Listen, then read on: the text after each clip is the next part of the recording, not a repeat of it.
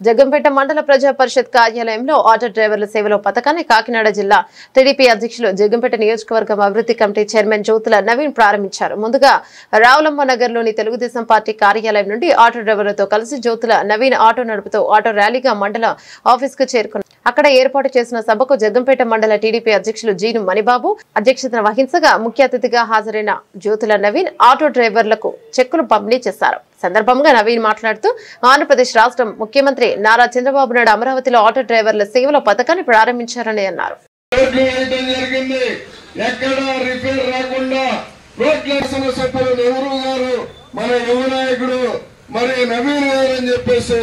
ఈ సందర్భంగా తెలియజేస్తా ఉన్నాను.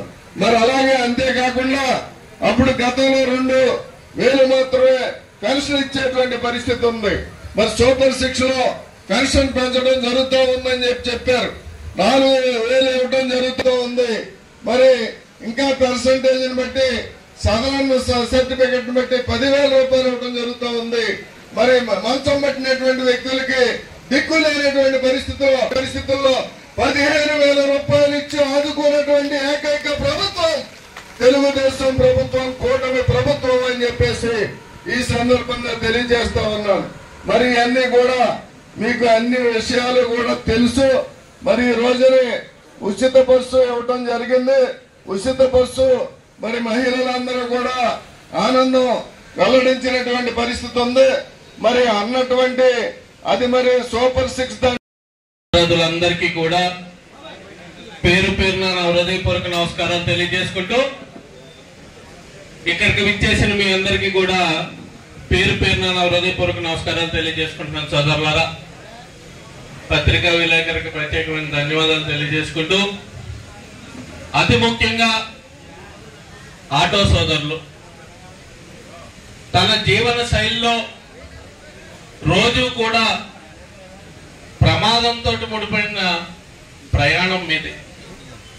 రోడ్డు ఎక్కారంటే మళ్ళీ ఇంటికి వెళ్లే వరకు కూడా ఎలాగెళ్తాం అన్నది ఇంటి దగ్గర అందరికీ కూడా ఇబ్బందికరమైన పరిస్థితే. అటువంటి జీవన శైలి మీరు సాగిస్తున్నారు.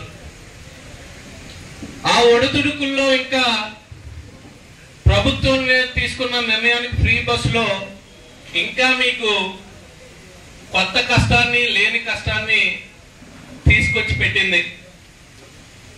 దాన్ని పూడ్చే విధంగా చంద్రబాబు నాయుడు గారి ఆలోచనతో ఈరోజు ఆటో వారి సేవలు అని 15,000 రూపాయలు మీకు ఇవ్వడం జరుగుతుంది. ఇది మీ కంటి తుడుపు చర్యగానే సరిపోద్ది కానీ మీ జీవనానికి కానీ జీవన ప్రమాణానికి కానీ పెంచడానికి సరిపోదని మా అందరి ఆలోచన కూడా. కానీ ఒక్కసారి బాధ్యత గల పౌరులుగా, ఈ రాష్ట్రం గురించి ఆలోచించే పౌరులుగా, భావి తరాల భవిష్యత్తుని కాపాడే దిశగా మన అందరి ఆలోచన కూడా ఉండాలి. అంటే ఒక్క నిమిషం మన చంద్రబాబు నాయుడు గారి గురించి తెలుసుకోవాల్సిన అవసరం ఉంది. ముందు ఎన్ని చేసినా, హైటెక్ సిటీ నిర్మించిన, ఉమ్మడి రాష్ట్రంలో ఏ పనులు చేసినా సరే రాష్ట్రం విడిపోయింది. విడిపోయిన తర్వాత ఏం చెయ్యాలి అనే తోచన పరిస్థితుల్లో మళ్ళీ తెలుగుదేశం ప్రభుత్వం ఏర్పడడం జరిగింది. ఏర్పడే సమయానికి 25,000 కోట్ల రూపాయలు, లక్షల కోట్ల రూపాయలు లోటు బడ్జెట్ తోటి, 1,25,000 కోట్ల రూపాయలు అప్పుతోటి, నిలువ నీడ లేకుండా ప్రభుత్వ పాలనని ప్రారంభించడం జరిగింది. ఆ ప్రారంభించడం దగ్గర నుంచి కూడా రాజధానిని నిర్మించుకున్నాం, రాష్ట్రంలో రోడ్లు వేసుకున్నాం, పోలవరాన్ని 70% పైగా పూర్తి చేసుకున్నాం. అదే విధంగా సంక్షేమాన్ని, అభివృద్ధిని కూడా భవిష్యత్తుకు ఉపయోగపడే విధంగా చాలా కంపెనీలు కూడా తీసుకురావడం జరిగింది. ఇది ఇలా జరుగుతుండగా సడన్ గా మళ్ళీ 19లో వైసీపీ ప్రభుత్వం రావడం జరిగింది. నమ్మలేని హామీలతోటి, సాధ్యం కాని హామీలతోటి ఈ రాష్ట్ర ప్రజలందరినీ కూడా నమ్మబలికి ప్రభుత్వం ఏర్పాటు చేయడం జరిగింది. జరిగిన తర్వాత ఒక్కసారి మనం చూసుకున్నట్టయితే అరకొర సంక్షేమాలు చాలా చేశారు, కానీ అభివృద్ధిని ఆపేశారు, రోడ్లు వేయడం ఆపేశారు.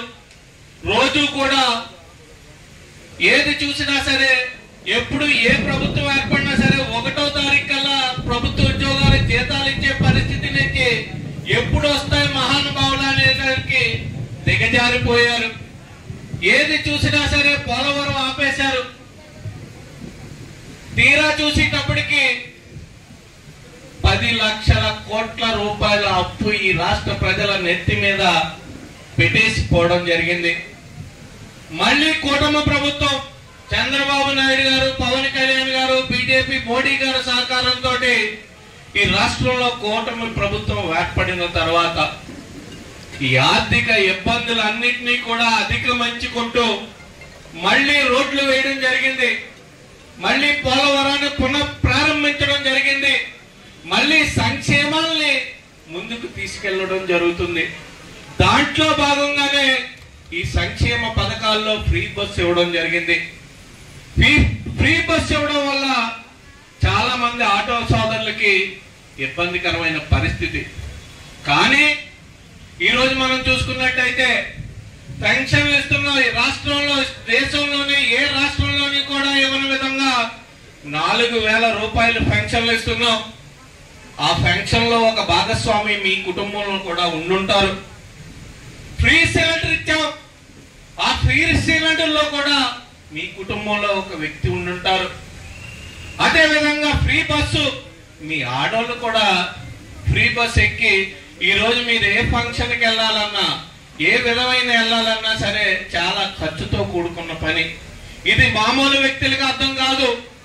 ఒక బడ్జెట్ తోటి ప్రణాళికను రూపొందించుకుని ఒక ఉద్యోగం చేసి మహిళకు కానీ, లేకపోతే ఫంక్షన్లకు వెళ్ళే మహిళకు కానీ, లేకపోతే ఇతరత్ర అవసరాలకు వేరే చోటకి తప్పనిసరి పరిస్థితుల్లో వెళ్లాల్సిన మహిళలకు కానీ ఈ ఫ్రీ బస్సు అన్నది ఎంత ఉపయోగమో వాళ్ళకి తెలుస్తుంది. ఒక్కసారి మనం కూడా దాన్ని ఆలోచించాల్సిన అవసరం ఉంది ఖచ్చితంగా.